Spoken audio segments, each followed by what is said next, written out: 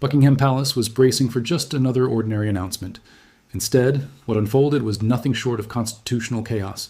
King Charles, the longest-serving heir in British history, has set into motion a legal battle that threatens to expose the dark underbelly of the royal family and challenge the very foundations of how succession to the British throne has worked for over 300 years. For the first time in nearly a millennium, the unthinkable has happened. The monarchy, that ancient institution which has endured kings and commoners, wars and revolutions, scandals and triumphs, now faces a crisis unlike any it has encountered before. The question nobody thought would ever be asked is now being debated in parliaments across the globe. Can you actually remove someone from the line of succession? To understand how we arrived at this extraordinary moment, we must first travel back in time and examine the man at the center of this perfect storm of scandal and constitutional crisis. Prince Andrew, the Duke of York, was once a beloved figure in the royal family. He was the Queen's favorite son, the charismatic middle child, the military officer who served with genuine honor and bravery during the Falkland Islands conflict. He was charming, popular, and seemed destined for a life of dignified service to the crown. But then the wheels began to come off. His association with Jeffrey Epstein, the late American financier and convicted sex offender, has cast a long shadow not just over his own personal life, but over the entire institution of the royal family itself. The connection has been thoroughly documented, investigated, and has become the subject of international scandal and legal action. And it is this association that has brought the monarchy to the brink of constitutional upheaval in 2026. The scandal began to unravel years ago when Virginia Giuffre came forward with serious allegations that she had been sex trafficked by Epstein and forced to have sexual encounters with Andrew when she was just a teenager. This was not rumor or speculation.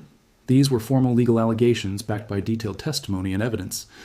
The lawsuit she filed sent shockwaves through the palace walls and reverberated around the world.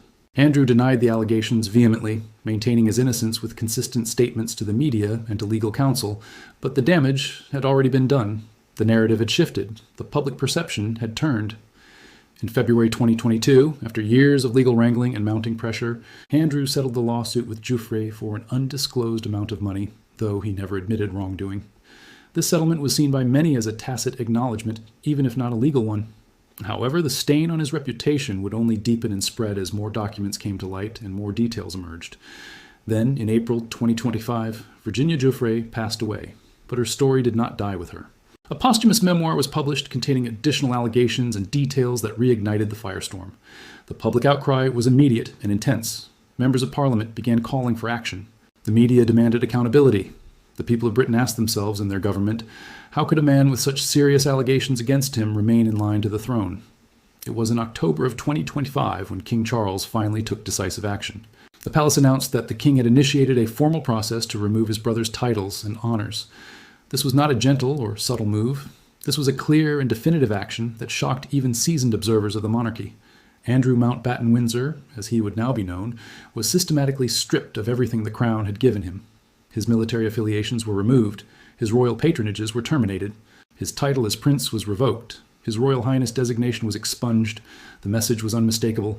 You are no longer part of this family in any official sense. He was ordered to vacate Royal Lodge, the grand 18th century mansion near Windsor Castle, where he had lived comfortably for decades, with extensive security and support. He would move to alternative private accommodation, a humbling experience for someone who had once enjoyed the privileges of royalty. He would no longer represent the monarchy in any capacity whatsoever. No official functions, no public duties, no ceremonial roles. He was effectively frozen out of royal life. But here is where the story takes a crucial turn. Despite losing every title, every honor, every position of authority and prestige, Andrew Mountbatten Windsor remained 8th in line to the British throne. This is the uncomfortable truth that nobody wanted to acknowledge publicly. The king could strip his brother of everything else, but he could not, under current law, remove him from the succession. And that realization became the catalyst for what would follow. The legal complications surrounding succession are extraordinarily complex. They are rooted in documents written centuries ago. The Bill of Rights of 1689 and the Act of Settlement of 1701 form the constitutional foundation upon which the entire system rests. These are not merely suggestions or guidelines. They are fundamental laws of the realm that have been amended only a handful of times in the past 3 centuries. Any alteration to them requires the approval of Parliament and, remarkably, the consent of every Commonwealth nation where the British monarch serves as head of state. Let us pause here and truly understand the magnitude of what this means. The British monarch is not just the king or queen of the United Kingdom. The British monarch is the ceremonial head of state for 15 Commonwealth realms. These are sovereign, independent nations that have chosen to retain the British monarch as their ceremonial head. They include Canada, Australia, New Zealand, Jamaica, the Bahamas, Belize, Papua New Guinea, the Solomon Islands, Tuvalu, St. Kitts and Nevis, Grenada, Antigua and Barbuda, St. Lucia, St. Vincent and the Grenadines, and Mauritius. Each of these nations has its own parliament, its own government, and its own constitutional arrangements. They are equals in the Commonwealth family. If any changes are to be made to the succession laws, all must agree. They must pass their own legislation or amend their own constitutions. Some countries can make the change through parliamentary vote, while others require constitutional amendment procedures. This is not a process that happens quickly or easily. It requires coordination, negotiation, and political will across multiple continents. Getting universal agreement is extraordinarily challenging, which is why it has happened so rarely in the modern era. History provides us with only two clear examples of succession law being altered in the modern era. The first came in 1936 when King Edward VIII abdicated to marry American divorcee Wallis Simpson. Parliament passed the Declaration of Abdication Act, removing Edward and his descendants from succession. Parliament simply legislated the consequences of his voluntary choice. This is a fundamentally different situation from what would be required to remove Andrew Mountbatten Windsor. The second example is much more recent and much more relevant to understanding modern succession changes. In 2013, Parliament passed the Succession to the Crown Act after extensive consultations with Commonwealth governments. This law removed gender discrimination from the line of succession. Before this law, a younger son would have priority over an older daughter, no matter how much older the daughter was. This rule had been in place for centuries. The Act changed that fundamental rule and implemented what is called absolute primogeniture, meaning the eldest child, regardless of gender, comes first. The Act meant that Princess Charlotte, the daughter of Prince William and Princess Catherine, would retain her place in the succession even when her younger brother, Prince Louis, was born in 2018.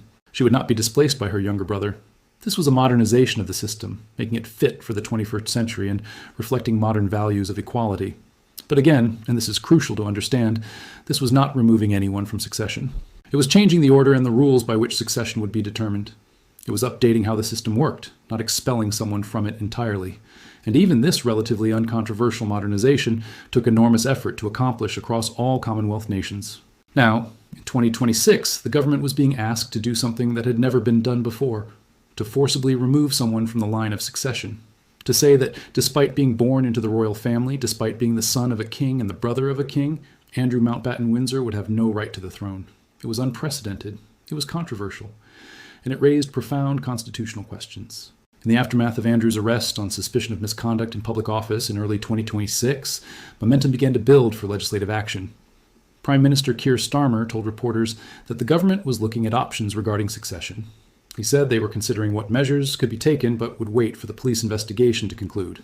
The Defense Minister Luke Pollard went further, saying the government had been working with Buckingham Palace to prevent Mountbatten Windsor from potentially being heartbeat away from the throne.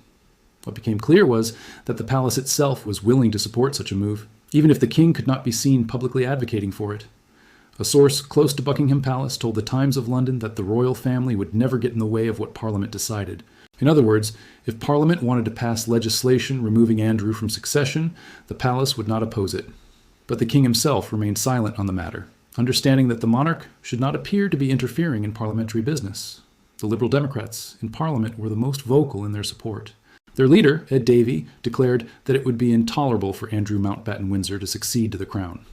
He argued that it was not as remote a possibility as some people thought. After all, he was only eighth in line. A series of tragic events could theoretically put him on the throne. That scenario, he argued, was unacceptable to the British people and to the world. Across the Commonwealth, reactions were mixed, but largely supportive. Canada remained mostly silent, with the government not publicly committing to either position. But here is where the practical reality sets in. Robert Hazel, a politics professor at University College London, expressed serious doubts that any government would spend the political capital necessary. Removing someone from succession would require similar coordination, but without that same support. Some countries would need to amend their constitutions, requiring more complicated procedures than ordinary legislation. In Australia and New Zealand, changes might be straightforward. But in other Commonwealth realms, particularly those with complicated constitutional arrangements, it could take years of negotiation. Furthermore, there was simply not enough appetite in Westminster for such a move. Government sources made clear that MPs had other priorities. Although Andrew Mountbatten Windsor technically qualified for the role due to his position in the succession, the practical reality meant he would never be asked. With Princess Anne and Prince Edward now included as potential counselors of state, there were 7 working royals available to fill the role. Andrew would never be needed. The question then became, was this enough? Could the royal family and the government live with Andrew Mountbatten-Windsor remaining, at least nominally, as 8th in line to the throne while being utterly stripped of any power, influence, or practical ability to ever actually reign? Royal watchers, constitutional experts, and members of the public remained divided on this question. Those who argued that legislation was necessary pointed out that the nominal position still existed. They said that while it seemed impossible that Andrew would ever actually become king, stranger things had happened in history. They pointed to unexpected deaths and tragedies that had dramatically altered succession before. They argued that, in such a scenario, the constitutional crisis would be immense. Imagine a situation where multiple disasters suddenly moved Andrew higher in the line of succession. The government and the nation would face a constitutional nightmare. Those who argued that the current arrangement was sufficient pointed out that the system had effectively rendered Andrew powerless. He was no longer a working member of the royal family. He would never be a counselor of state. He had no official duties, no platform, no influence. His reputation was destroyed beyond repair. In practical terms, he had been expunged from the active monarchy, even if he remained technically in the succession. They argued that forcing the issue through legislation risked creating more constitutional disruption than simply allowing the system to work quietly. King Charles himself never publicly declared his position. The monarch maintained a careful silence on the matter, which is appropriate under the British constitutional system. The sovereign should not be seen as directly influencing Parliament on such matters. However, in private conversations and through palace sources, it became clear that Charles understood the necessity of dealing with the situation while also understanding the tremendous complications involved.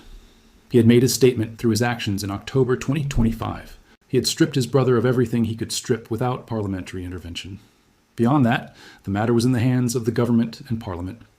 The current line of succession stands as follows and provides a clear picture of where things stand in 2026. King Charles III is the sovereign at the top of the pyramid. First in line to inherit the throne is his eldest son, William, the Prince of Wales, who is preparing to be king.